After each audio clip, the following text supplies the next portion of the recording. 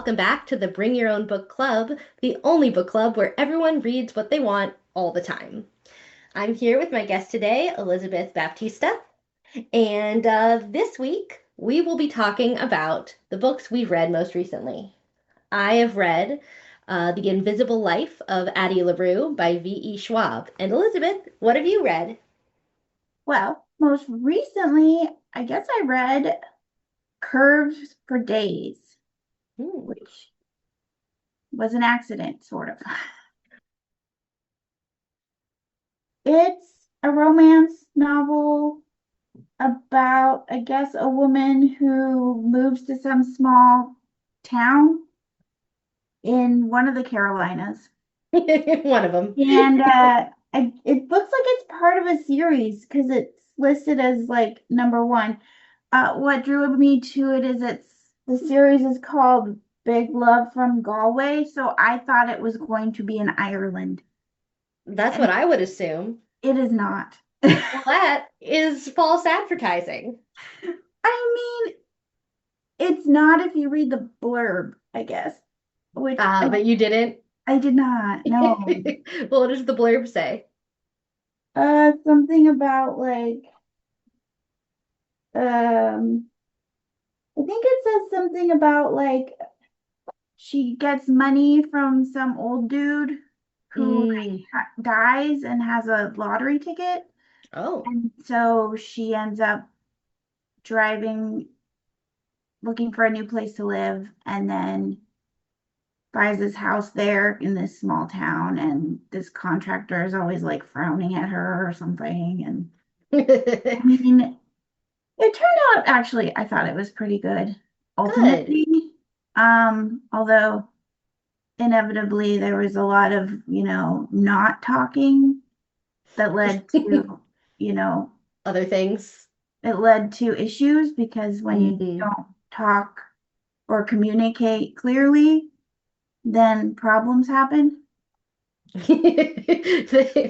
For those of you who can't see what's But happening, which is everyone but me, there was a very large eye roll that just took place from Miss Elizabeth. I mean, it's like every romance novel and romantic comedy and everything ever. It's so annoying. Yeah, it's also probably the truest in real life too, which is the real bummer. That's what causes most relationship problems is not communicating. Yeah, I think so, which is probably why I find it so irritating. Valid. No, it's just it really bugs me. I don't like it. I'm with you. I get that. Well, my book is about a French girl in 1714 who made a deal with an untrustworthy god of darkness to avoid a marriage, but she ends up being able to live forever, but nobody can remember her as soon as they look away. Until one day, someone does. That's what that book is about? Yeah. I had no idea. Yeah, I saw like a lot of talk about it. And I was like, I don't know. And then I finally read like the blurb on the back that basically said what I just said. And I was like, oh, that's a lot more interesting than I thought it was. And what drew me to it is, of course, the concept of it. I found that intriguing. But also, I've been reading a lot of audiobooks lately and a lot of nonfiction. And there's something satisfying after that about picking up like a really thick fiction book. This is like a hefty book. Let me see how many pages there are in it of just the main story before the afterword and all the questions and stuff. There's 444 pages, Whew. and there's just something fun about tearing through a big book and getting lost in it. I do I do like that. I've been struggling to actually do that. Valid. I absolutely get that. I can do it on audio, Hmm. I guess, but I haven't been able to do it with an actual book in a while. I haven't been able to do it in a while either, and like no shade at all to audiobooks. I listen to 90% of my books because I have ADHD and it's the only way I can do laundry or clean my dishes is to trick my brain into think it's not doing that. Mm. And the thing it would rather be doing most of the time is reading books. So yeah, no shade at all to audiobooks. I love them. But I think I've just been doing it for a while. And my previous job that I won't talk too much about involved a lot of reading on a screen every single day. Oh yeah. And so when I would go home, the last thing I would want to do is stare at more words. But since I haven't been doing that as much lately, I was like, oh, what I used to do for fun that I can do for fun again is read an actual book. So that's been Nice. fun for me. Yeah. So when you started getting into the book, like what kept you reading? What caught your attention? I think what I liked the most about it, and I think something I've been noticed or I've been appreciating more in more current romance books because I did read a lot of romance when I was younger. And for anybody who's read, old school romance books, wow. Another eye roll, listeners, another eye roll. Yeah. I can't talk about romance without a lot of eye rolling. Um, like I mean, old school romance, they really do stick to a lot of the formula of, I don't know. I can't even think of all of the basics, but they really hit beats and it just happens over and over and over. And it still happens in modern romance. But I do feel like there's something about the way they write things now, and especially the more inclusivity. Like this, obviously, Curves for Days. This is a bigger girl, but they have more books now with like people with um, I hate the word disabilities, but differently abled, different sizes, more races and interracial and all kinds of stuff, which I think is fantastic. But they also are less formulaic. So it's just a lot more realistic. And despite the fact that, yes, they didn't communicate great and it caused issues, as it often does, they still communicated a hell of a lot more than you would find in like an 80s, 90s romance novel. So, Yeah, and some communication issues in any relationship, so therefore in any romance book, are inevitable. People have different brains and therefore communicate in different ways. And I think if you can make that a realistic conflict, then it's a lot easier to read, in my opinion. right?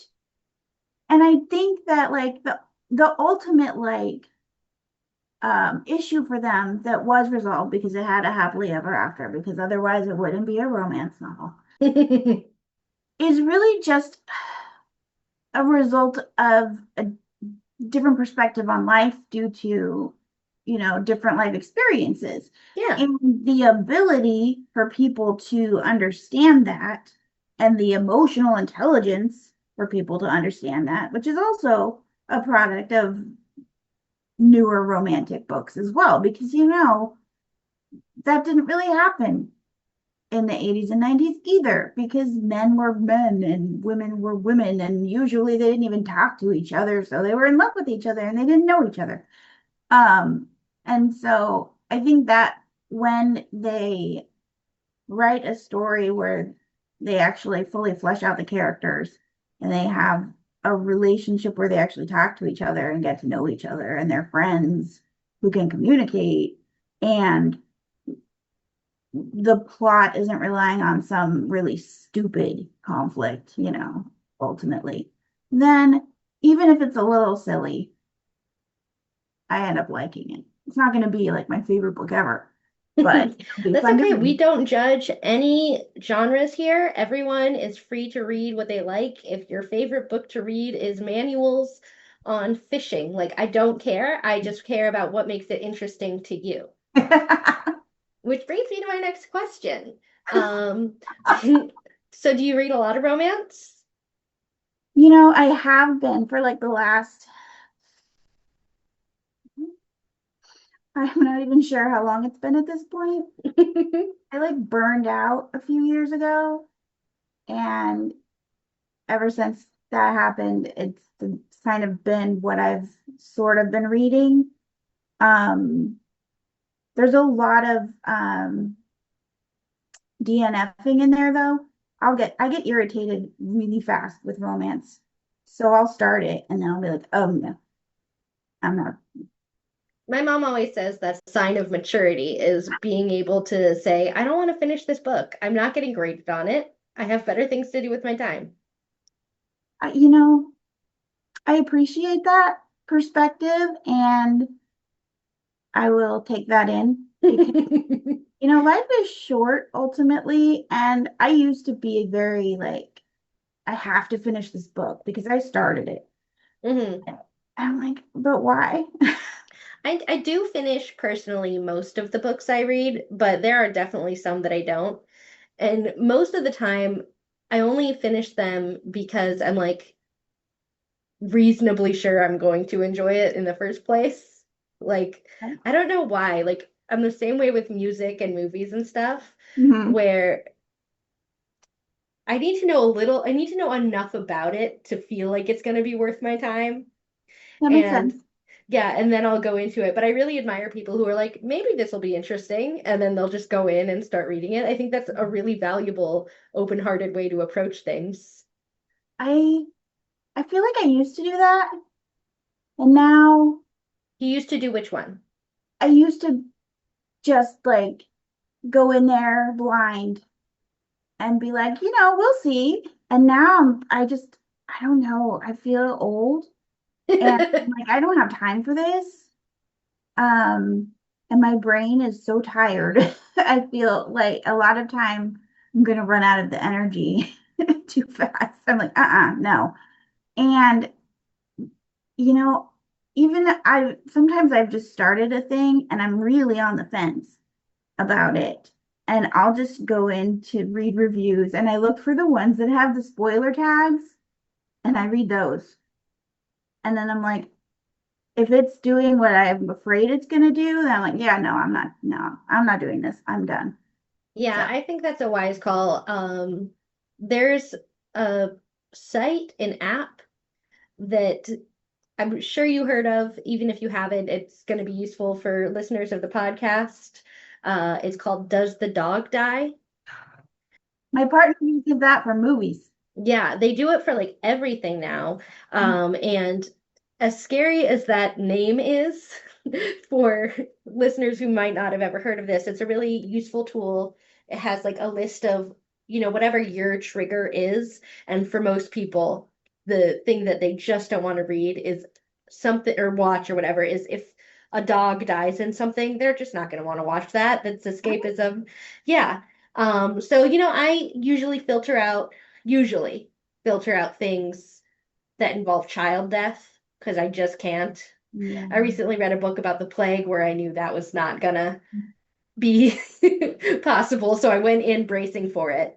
But you pick your battles. So I think that's a good tool and definitely I fully encourage my listeners if there's something in there that you either just don't like or that will actively harm you, don't read it. Even if everyone says it's the best book in the world, just protect yourself. It's okay. Oh, yeah. I fully support that. I mean, I used to be like, oh no, it'll be fine. But why do that to yourself? Reading is fun. It's supposed to be. Don't hurt yourself. That's not fun. Don't hurt yourself. So what draws you to romance as like a genre? It's easy. It doesn't require me to think. That's That's, fair. and it's fast, really. I mean, most of the time I'll go in just like the really short ones, because a lot of them are, I mean, some of them, I'm like, I'm sorry, why is this 600 pages long? I'm not looking for like romantasy or, whatever. It's too long. No, short, quick, to the point. Man, I'm out. It's the same reason I'm not a big movie person. Like my attention span is about this big. Like I can sit there and I can watch a whole series. but it's broken up, you know? Yeah, 1 hour or a half hour at a time. I'm the exact same way. So I could conceivably read a bunch of short books in a row, but a really long one? Oh my gosh, why? I get that. I do. And, I do read shorter books. It just depends on what kind of mood I'm in. I do typically go for thinkers. I like a fantasy element. It doesn't need to be high fantasy. It can be, but I really liked in my book, The Invisible Life of Addie LaRue, that there was magic. Obviously, that premise doesn't Mhm. happen without magic, but the world isn't overly magical. It was this one thing and things related to this one thing, but everything in it was really grounded in real emotions and real problems and real feelings. And for Hmm. me, it has elements, and I talk about this with my best friend all the time. Hmm. It has elements of Greek myth, Hmm. which I think of like a layer on top of a story. There's like the actual narrative of the story and the characters that you care about, and then by layering that like sheer like muslin of fantasy on top, you sort of get an extra layer of meaning and metaphor and deeper thought. And I tend to read books to almost the opposite of what you've described, to sort of challenge my brain and make me forget about what's happening in the rest of the world and in my life and just sort of be in a different story for a bit. I like that. Like, I would listen to that in my car Yeah, because I have found like lately because my commute is so long, I'm leaning towards those types of things on audiobook. But when for I'm just sure. like reading things, my brain is just like, I totally get that, especially when I was reading all the time on the computer. It's just you need when you need something small. I yeah. haven't before this like past a month or two, I probably haven't read a physical book in I don't know, 5 years. I can't remember the last time I picked up a well, I've picked them up. I can't remember the last time I read a physical book. Yeah, it's hard when real life demands so much of your eyeballs all the time. Hmm. So there is never going to be any shame about audiobooks. I don't understand purists. No, I mean, I used to have a lot of struggle with them with fiction. Like I could only do nonfiction because the narrator voices for fiction just didn't sound right. Hmm. But then I don't know, something in my brain just switched over and I found ones that I liked. And there are still ones I don't like, and I'll try listening and I don't like the narrator. And I'm like, I don't like that. But for the most part, I've listened to some really great audiobooks. Um, Yeah, there are so things that you can get in a written book that you can't get in an audiobook, but at the same time, yeah. there are definitely things you can get in an audiobook that you cannot get in a physical book. And whenever people start to be a little aggressive about it, I tend I tend to just say, "What? So you don't think that blind people can read? That's really ableist of you." Good They're point. like, audiobooks aren't reading. And I was like, I don't know. I feel like every blind person in the world would disagree, but whatever. Actually, my uncle said that to me. He's like, "Oh, so you're not reading?" I'm like, But I absolutely am. "I'm ear reading, first of all, but also like, why is this such a thing for you? Like, Yeah, I why does it agree. matter?" What are some things that you loved about the book that you read? I loved, first of all, that it wasn't too long. Yeah, that's important. But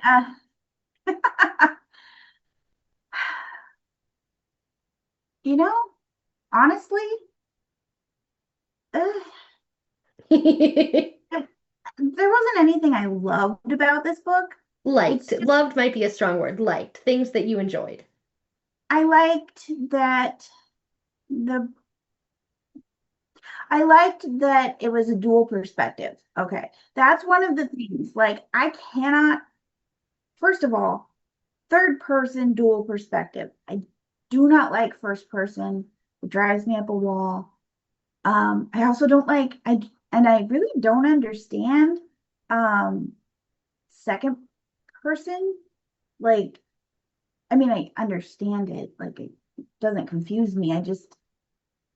It's weird to me. It like really throws me off, and I'm like, I don't There's only get. one book I've read. I think it was Harrow the Ninth that pulled it off well, and it had like a reason that it was Okay. that way. But normally I'm with you. Okay. Yeah. I think for me, I don't get the point of doing it that way. I Hmm. haven't encountered any that do that where it makes sense to me, much like I don't understand the point of the whole like X-Men Dark Phoenix movie. Sorry, we just watched that last night, and I'm like, I don't understand why they made this at all. It's an alternate timeline. What is the point? Anyway, so third person, I like that it was in the third person, and I like that it's the dual perspective because I do feel like when you're reading a romance novel, it's really much better for me when you're getting both sides. Because if you're just getting like the one person's perspective, essentially you're just reading somebody freaking the hell out the whole time about why the other person is like not into them or I don't know, whatever it is that they're freaking out about. And so it is nice to kind of, be in both people's heads and see how they're reading the other person and misreading the That other. is really interesting. Because Yeah. for my book, one of the things that I liked the most about it was similar. It's not two perspectives, it's third person omniscient. It does kind of Mhm. switch between different people at times, but it's mostly just two characters it switches between.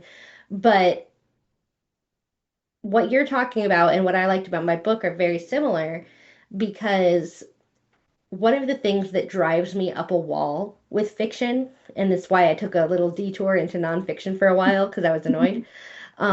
I hate when every character sounds the same. Yeah. And so if you're saying in your book like the characters had different enough voices, that's actually a real skill on the part of the author because it's so easy for every character to just sound like the author and talk like the author. Right? Yeah, and you're like, well, now I know what words you like to use a lot.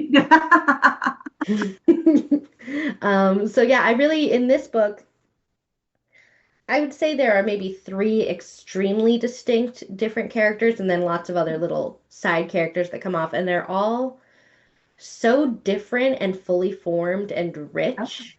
It's the kind Hmm. of thing that makes you really fall into the book and like I don't know if you're one of those people that visualizes when you read books or not, but Oh I yeah. definitely do.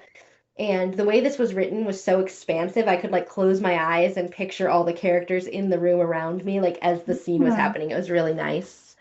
I also like that it didn't go any one particular direction.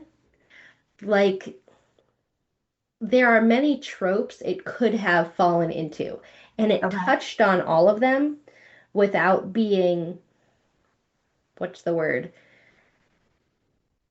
Constricted Okay. by the pre-existing narratives that have already been written.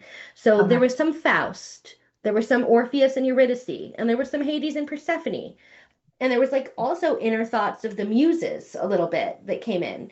But it didn't just because it touched on that force itself to end the way those stories did, which Well, is the that's good. other thing I liked best about the book. The whole time I was reading it, I was like, I don't know what I want the ending to be, but I can only see like two or three options for how it's going to end. Mhm. And I don't know that I like any of them. Like, I felt like the options that were given or that I thought would be applicable for the book and how it ended. Mm. were going to be very telling about what the author thinks is a satisfying end. Like, Right. is it happily ever after? Does this person sacrifice a part of herself in order to, achieve some other goal for another person? I was just like, I don't see a way for this to wrap up Right. in a satisfying way that didn't feel like someone needed to end the book, and so they chose one of the available endings. Yeah. But actually, yeah, but the ending really surprised me, Ooh. and it was really fulfilling to me. It felt like this book ended, but the story didn't end. All right. You've convinced me. All right. Once again, that book is The Invisible Life of Addie LaRue. But again, I'm never trying to convince anyone to read books. I just want to hear what makes people passionate about the books they've read. And I think that's very interesting. And I think, like, again, it was very rooted in really deep and unflinching portrayals of pain and joy and love and loss. And, like, what does it mean to only ever get to say hello to someone but never goodbye? Mm. And it like really made my brain go zzzz. Oh my gosh. That's giving me like flashbacks to watching The Good Place. Yes. Oh, I love The Good Place. Although, oh, the ending made me so sad. Even though it's like, but then, spoiler alert, maybe? I mean, they're dead, Yeah, but then it ends, but then, I don't know. I know exactly what you mean. The ending was exactly what it needed to be. Right. It's not, It just punched you in the heart a little bit. yes, it's not sad. I mean, it's like good, but, That not the same situation at all, but no. similar feeling when this book Yeah. ended. Less sad and more, oh, okay, was my feeling going out of the book. Um, and one quote that really stuck with me that like hit me as we were like as we it was just me as I was reading the book. Um, the little blurb like at the very start of the book that goes like that introduces the book before you really get into it says never pray to the gods that answer after dark. Ooh. And that's sort of the inciting incident, the failure that traps this character is Hmm. not heeding that advice, which I find really interesting. And the book itself is really agnostic, even though it deals with a god. It's very much like this is the word it uses. It could be a god, it could be a spirit, it could be a demon, it could just be a creature. Yeah. There's not really the terminology doesn't matter. It's just used to connote a level of power, which I think is Makes sense. interesting. Because I Yeah. also don't really like when fantasy books impose like a theological framework on something, because then Yeah. it forces you to understand that theological framework, which I don't necessarily want to do. What was the thing that made this romance different? Like, what in the book that you read was what made the relationship interesting to you? That's a good question. I think what I found the most interesting about it, because I'd say that overall it was fairly standard, and I'm feeling very sad right now because this book was just not as good as your book is sounding. Don't Like, worry. Like I have another guest, a friend of mine from college next week, and I hated the book. I hated it so much. So like don't worry. Like not everything I choose is going to be a banger. I just happen to really like this one. I'm like, no, I wanted, why didn't I finish reading this other book first? Anyway, uh, but one of the things I found really interesting is so the male main character is a uh veteran, not veterinarian. Ah, important distinction. I definitely Yeah, thought veterinarian. right. I'm like, wait, I should specify. Um, because I'm sure there are plenty of those books out there where he's a veterinarian. Um, And he is a counselor for other vets who have trauma and are struggling. And then the female main character experienced uh, trauma in high school, but also I think doesn't fully recognize, even at this point, because they're both in their 30s, which is also somewhat unusual. It's nice to have, they're not old. But older. It's not, young love, first love. Exactly. Um, I mean, I guess potential trigger warning, but like it's sexual assault in high school and then extreme bullying from like the rest of the school about it, which it sounds completely insane what happened, but at the same time, I know things like this happen. Yeah. And then bringing the two of them together, you have then this person, this man who has the emotional intelligence to understand how to respond to that kind of issue, and she's never had anybody to talk to about this. She doesn't even fully understand herself that this was not her fault, you know, and that kind of thing. And so, I mean, on the one hand, I really appreciated that about their relationship because he's really patient and really understanding of that and also recognizes the signs before she tells him. Wow. But it also then sort of makes the later conflict a little more stupid in a way because it's like, dude, Yeah. Like you should have known better.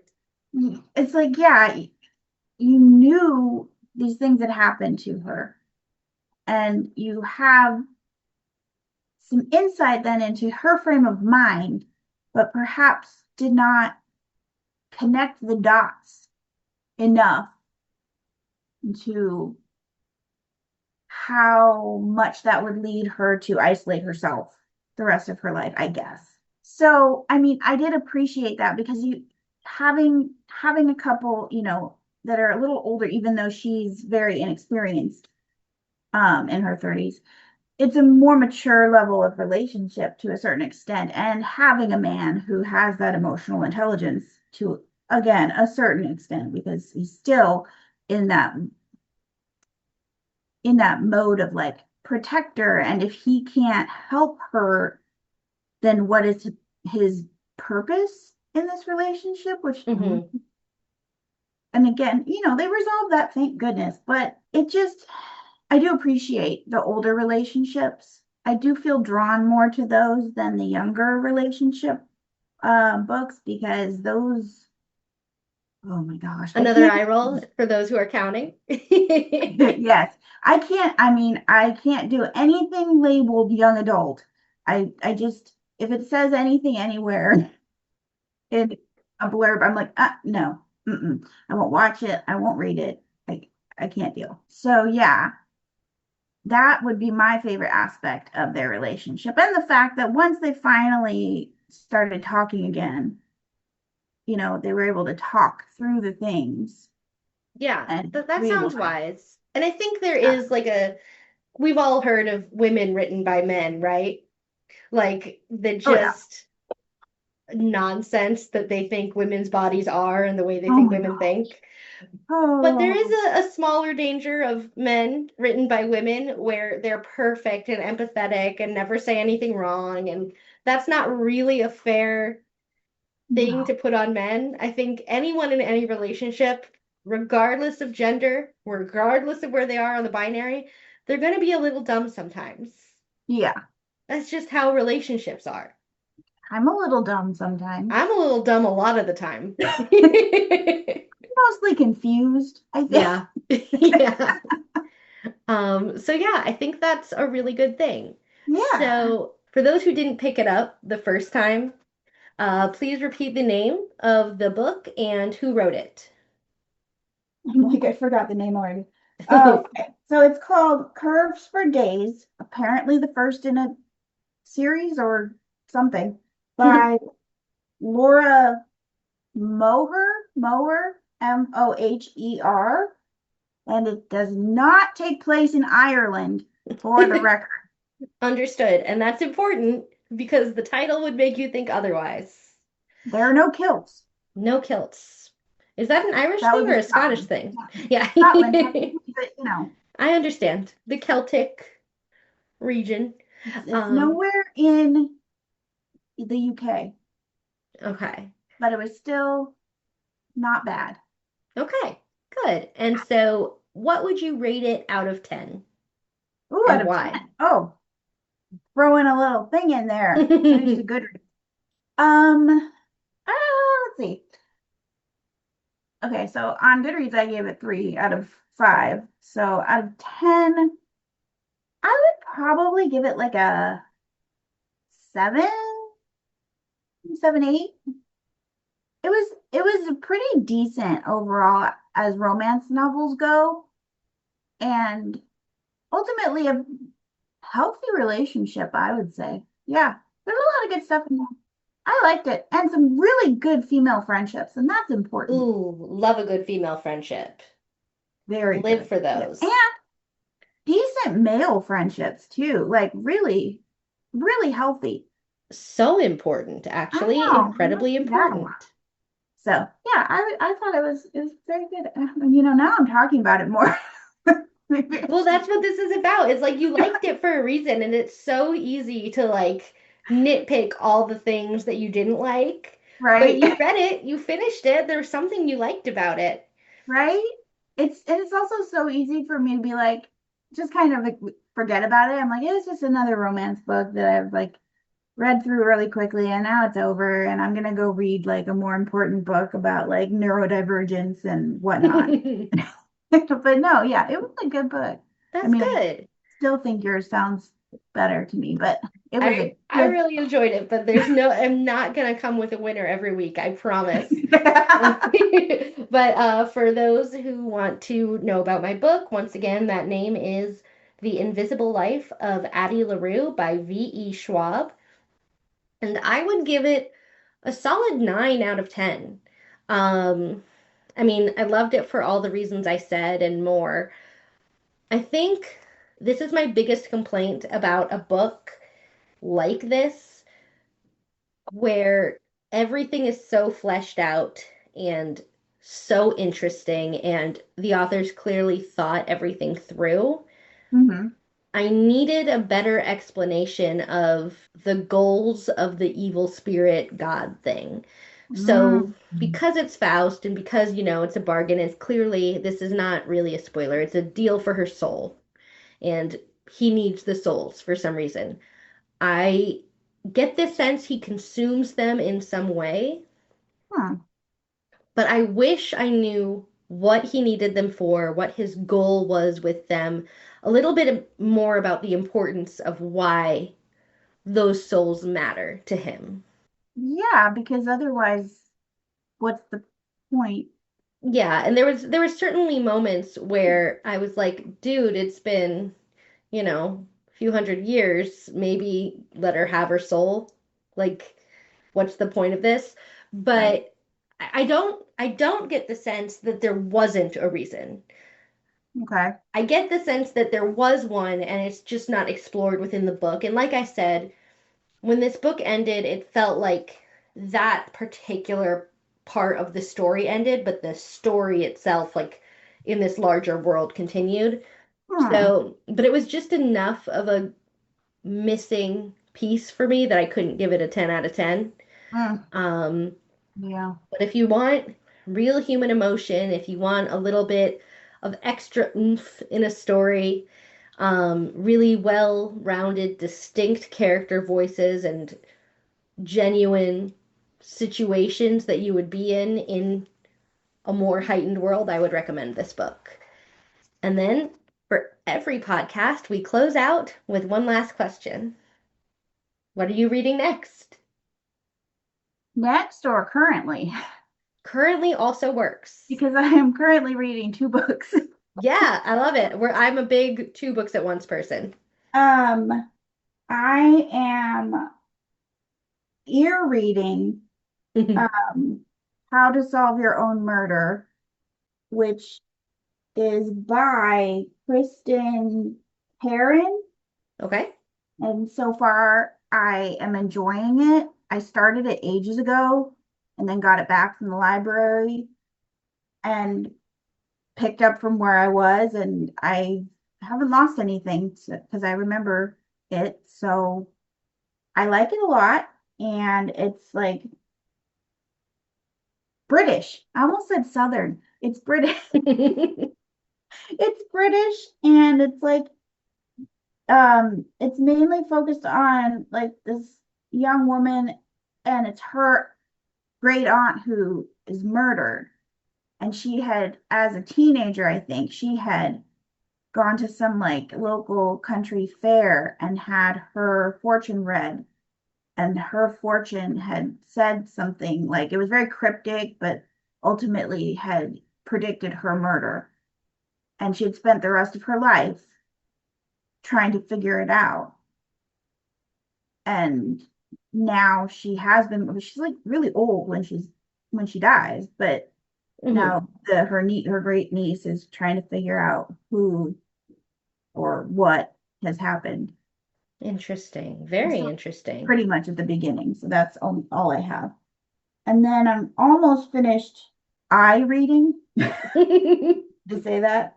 Um, this book called The Case of the Restless Graves by Magnolia Murdersworth, if we want to believe that's someone's real name. Um, which I guess it says it's book one in a series, where these two women who met on a paranormal like investigation website thing, uh, joined together to create and like a they want actually they were going to do a podcast, but they created sort of like an investigation agency in Chicago, Hmm. and they're supposed to be investigating a haunting at this cemetery where they're relocating the bodies to put up luxury apartments, and Oh, the foreman dies. oh, goodness. So now they're actually investigating how the foreman died, whether it was paranormal or whether it was one of his several other issues, because apparently he had a lot going on that like killed him, like whether he was murdered. And so it's it's a fast read. It reads really well, but it feels really all over the place. Like I have no idea what it's gonna be, and I'm like almost 80% of the way through it. I have no idea. But the ghost that people were seeing turned out to be, spoiler alert, the safety inspector. So I'm like, What in wait, the Scooby Doo? I, so I don't even know at this point. I don't Interesting. know. And there's like a meth head involved who jumped out a window. He's Oh, fine. goodness. Been taken off. Interesting. We'll see. Well, up next on my list is The Book of Doors by Gareth Brown. Woo. Have you read this? It's so interesting. No, I just like the name and Yeah, the it author. really works for me. And it's another physical book for me because I'm on a kick of those lately, but I really like this inside. Oh, it's not showing you. I can see it. Okay, yeah, inside there's like a lots of images of doors with staircases leading out into like starry night skies and other interesting Yeah. places. So that drew me to it. And so the basic I've just started it. So the basic opening of this book is there's this girl and she works in a coffee shop slash bookstore. And there's this kind old man that just always comes in pretty close to closing and they talk while she closes up the shop and he reads a little bit of a book. And they're talking and she goes away to clean something and, is about to tell him, hey, we really should, you should go so I can lock up. And he dies. He's just an old man and he dies. And police come take his body away. And when she's, just picking up, his coffee cup and all the other stuff that is there, she finds a little leather book and opens it And because she says it feels lighter Oh, than it should, and it's kind of worn. So she opens it and it says, "This is for you, Cassie. This is the Book of Doors. With it, any door is every door." And she doesn't really know what that means, and she goes home and she's reminiscing on other things and other times she's seen death in her life and how she coped with it afterwards, and remembers going to Italy after her grandfather died and just sort of finding herself and dealing with that loss. And she's remembering a place she stayed in Italy, and she goes to go into the door to her bedroom, but as she does, she opens the door and she's walking out into the street in Italy, oh wow. and she Wow. realizes what this book can do. Meanwhile, apparently there are other books and other people who want them, and this book is pretty sought after, and she's in danger because she has it. And so that's Uh-oh. about where I am right now. But I thought it was a very interesting little premise, a very cozy book story book. Yeah. Okay, hold on. I gotta add this. Oh, hey, I see that you're currently reading it. Yeah. I literally just started. I'm 40 pages in. That sounds really cool. Although I also would have been interested if it were literally about doors. You never know. I would have been interested in reading that. Well, there are lots of little doodles of doors in the book. Okay. Also, think of how much cost she just cut down on travel. I Right? mean, danger, yes, but One of the first things she says to her roommate after confirming that she's not losing her mind is, "Oh my God, I never have to use a public restroom again." that's amazing. Yeah, I love that. And I love that that was one of the first things she thought of because that's so human. That would be, what I think about is like I'd love to go to all of these places, but I'm really not comfortable with the thought of flying over the ocean. For real. And also lately, with all the stories in the news of like Hmm. rain issues, like this Yeah, is wonderful. it would be so wonderful. I want to go to South Korea so badly, and like, I Mm-mm. don't want to get on a plane to South Korea. Well, thank you so much for joining me on this podcast. You are welcome back anytime. This was such a delight. It would be so much fun. And I'm going to read a better book next time. Well, Yay! different book, different Yeah, kind of. all books are, they're part of our journey. It's okay. Yes. Thank you so much for coming, and Thank you. This was bye. fun. Bye.